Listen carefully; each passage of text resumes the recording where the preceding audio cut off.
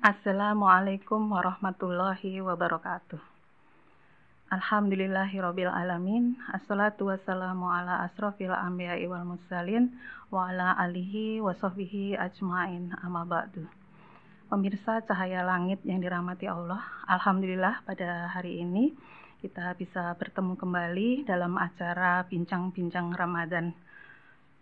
Sebelumnya silahkan di like, share, komen, dan subscribe channel YouTube Cahaya Langit.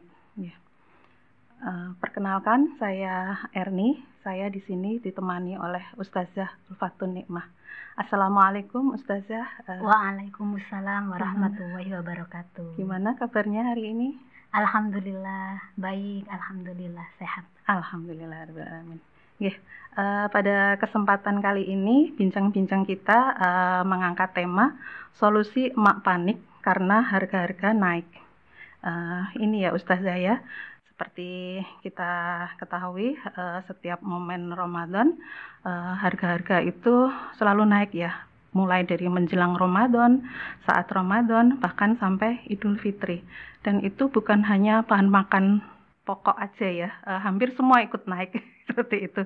Nah, itu kok harga-harga naik itu selalu terulang ya setiap tahun seperti itu.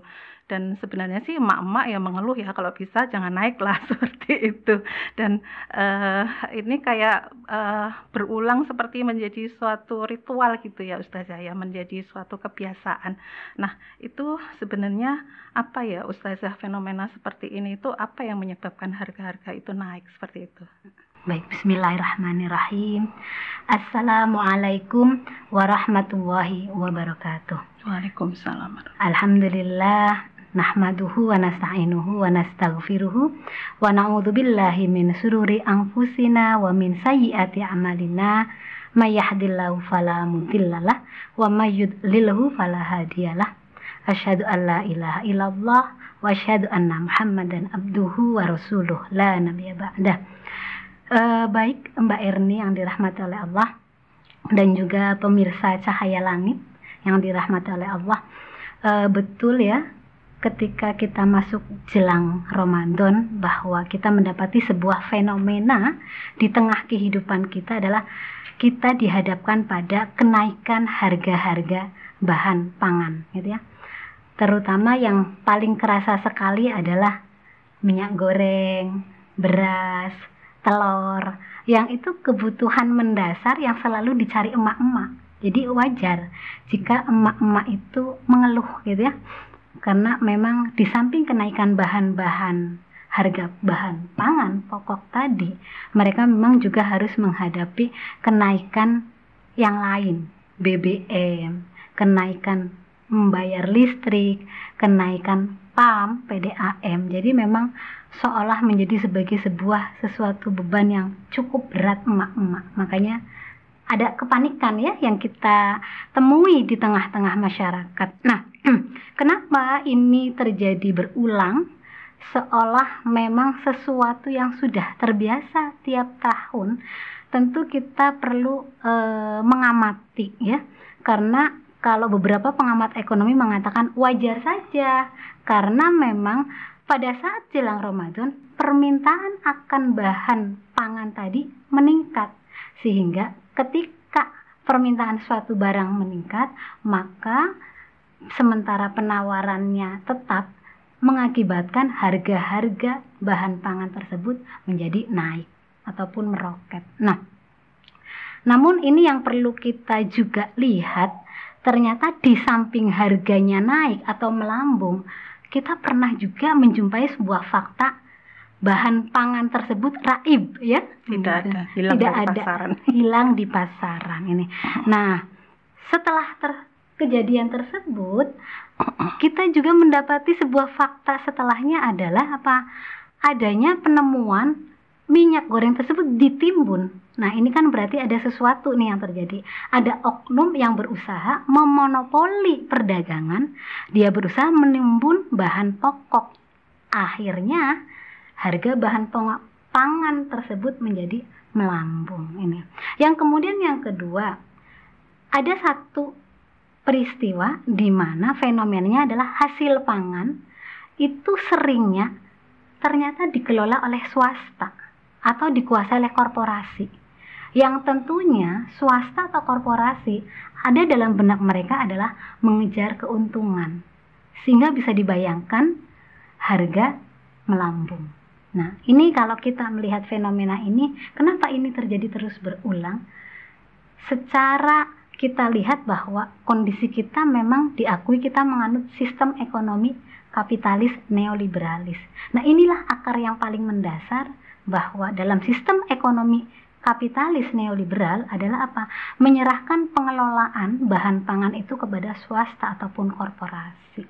Sehingga wajar kejadian ini akan terus berulang di mana jelang momen-momen tertentu akan ada kenaikan harga-harga bahan pangan. Jadi itu Mbak Erni. Yeah. Jadi ini ya Ustazah ya, sistem kapitalisme neoliberal ini ya yang ternyata sistem ini itu tidak berpihak pada kepentingan rakyat seperti itu ya. Jadi malah berpihak kepada para pemilik modal, mereka mengambil keuntungan di momen-momen seperti itu. Nggih, seperti itu. Betul. Ya. Nggih, kemudian Ustazah dari kenaikan harga ini sebenarnya apa ya dampaknya ya Ustazah ini kepada masyarakat ya, karena masyarakat saat ini kan sedang dalam masa pemulihan ekonomi pasca corona ya, dan apakah pemerintah sudah ada upaya untuk mengatasi kondisi seperti ini? Ya, tentu ketika kejadian atau fenomena kenaikan harga bahan pangan itu selalu berulang, pemerintah memang sudah berusaha untuk mencoba mengantisipasi supaya kenaikan harga bahan pangan ini tidak terus berulang. Memang dengan cara berusaha memasok dan mengatur. Namun kita amati upaya yang dilakukan pemerintah saat ini, kalau kita rasakan belum ada perubahan yang signifikan. Karena yang terjadi tidak hanya jelang Ramadan saja, jelang Nataru juga ada kenaikan. Kemudian setiap momen-momen 17 Agustus juga ada kenaikan. Ini yang terjadi apa gitu ya? Ya tadi kita kembali bahwa karena sistem ekonomi kita berpijak pada sistem ekonomi neoliberalis, sehingga solusi apapun yang diberikan oleh pemerintah tidak cukup membantu permasalahan yang ada. Harga-harga bahan pangan tetap naik ketika momen-momen tertentu. Dan dampaknya yang terjadi adalah kembali rakyat yang mengalami beban yang cukup berat. Karena memang tidak hanya kenaikan bahan pangan tadi yang disampaikan, tapi harus menanggung kenaikan BBM, kenaikan pembayaran listrik, kenaikan PAM, seperti itu ya. Pajak ya, PPN yang kemarin menjadi sebuah wacana kemudian ditetapkan ya. Ini cukup membuat rakyat semakin menderita seperti itu. Dan sebetulnya juga cukup menyedihkan ya buat kita, sebab Indonesia adalah sebuah negara yang memiliki kekayaan alam luar biasa. Bahkan tongkat saja dilempar, ditanam jadi tanaman seperti itu ya. Dan dikatakan sebuah lagu, lautan saja bagai kolam susu gitu. Sehingga kenapa? Karena memang kekayaan gizinya yang luar biasa ada di dalam lautan tersebut. Yang cukup menyedihkannya, rakyat harus membayar mahal untuk membeli yang itu adalah sumber daya alam dari Indonesia. Negara plus 62. Sehingga kalau dibiarkan dan dianggap sebagai sebuah kenormalan, jelang-jelang momen tertentu ada kenaikan bahan-bahan pokok, kenormalan itu berarti sesuatu kebiasaan biasa dan dianggap sebagai rutinitas saja. Ini perlu diwaspadai sebetulnya. Jangan sampai kita bernasib sama dengan Sri Lanka yang pada tahun kemarin 1 April 2022 mengumumkan status darurat pangan. Kenapa? Berawal dari melambungnya harga bahan-bahan pangan. Bahkan sampai terjadi pemadaman listrik secara total. Yang ini melumpuhkan sistem produksi. Ketika sistem produksi lumpuh, yang terjadi apa? Pangan krisis. Seperti itu. Sehingga ya ini raibnya kebutuhan pokok di pasaran harus mendapatkan penanganan secara segera oleh negara. Terutama yang berperan penting di sini. Begitu Mbak Erni. Jadi sungguh sebenarnya mengerikan ya Ustazah ya, negeri 62 yang katanya gemah ripah loh jinawi seperti itu ya. Ternyata dalam hal pangan masih masih kesulitan ya, boleh dibilang seperti itu ya Ustazah ya. Dan mungkin dari situ diimbangi dengan kenaikan harga yang lain, yang emak-emak tuh sepertinya aduh ini semua kok mahal seperti itu, bikin pusing mungkin ya. Dan itu bisa jadi menjadi salah satu penyebab kemiskinan di negeri ini yang tak terselesaikan sampai sekarang ini, seperti itu ya Ustazah ya. Dan bahkan bisa mengganggu stabilitas ekonomi dan kekacauan sosial politik seperti itu nggih. Kemudian lagi Ustazah, bagaimana solusi tuntas ya atas kenaikan harga ini sehingga bukan menjadi suatu ritual atau suatu kewajaran yang akhirnya menjadi terbiasa seperti itu? Ya, tentu permasalahan harus diselesaikan dengan solusi yang paling tuntas dan solusi yang mendasar. Jika permasalahan akan kelangkaan bahan pangan diselesaikan dengan sebuah sistem ekonomi neoliberal yang berpijak kepada swasta, berpijak kepada korporat, memang akan hanya terjadi sebuah sistem yang terus berulang kesalahan tadi ya. Makanya memang kita harus kembali kepada sebuah pemikiran yang ideal, Mbak Erni. Artinya bahwa di dalam Islam punya konsep nih untuk mewujudkan pangan ya, karena kebutuhan pangan adalah sebuah kebutuhan yang paling mendasar, yang itu adalah tugas sebuah negara untuk melakukan pemenuhan terhadap rakyatnya. Nah, di sini yang perlu diwujudkan adalah apa? Negara harus campur tangan untuk apa? Mewujudkan ketahanan pangan. Ini peran negara sangat penting sekali. Nah, caranya mewujudkan ketahanan pangan dengan bagaimana adalah apa? Bagaimana pengelolaan pangan, bagaimana sistem politik, bagaimana sistem pertanian itu harus terintegrasi menjadi satu kesatuan untuk mendukung kedaulatan pangan sebuah negara demi terjaminnya kebutuhan pangan akan rakyat. Jadi peran negara adalah penting karena dalam sebuah hadis disampaikan imam adalah ra'in, pengurus rakyat, dan ia bertanggung jawab atas pengurus rakyatnya. Hadis riwayat Al-Bukhari. Nah, di dalam bagaimana cara membangun ketahanan pangan adalah salah satunya bagaimana meningkatkan keoptimalan dari sisi produksi. Kita tahu bahwa daratan kita gemah ripah lojinawi, ditanam apapun Masya Allah subur sekali ya. Di sana adalah tadi insya Allah dengan kita menggunakan sistem mekanisme yang tepat, negara menjamin berjalannya proses produksi, memperhatikan ekstensifikasi, intensifikasi, memberikan perhatian lebih.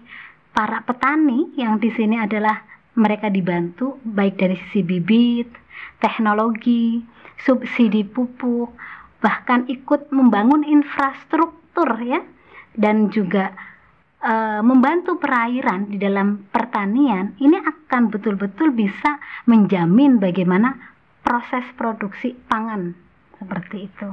Nah, apabila sudah dijamin ya proses-proses produksi tersebut, insya Allah stok pangan pun akan terjaga, tidak akan mengalami kelaparan, kecuali apabila terjadi secara alami ada bencana ataupun ada pandemi ya, yang dimana bisa menghentikan stok produksi.